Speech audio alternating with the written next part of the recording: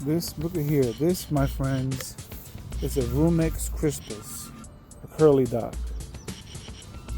It's a herbaceous plant. It's actually a herb. Check it out, guys. Nature. It's right there looking at me in my face as I was walking by, just hanging. It's weird because I don't see any more around here. This is like the only one grown up from deep down in there. I mean, of course, there's probably more back there, but this is the only one I saw.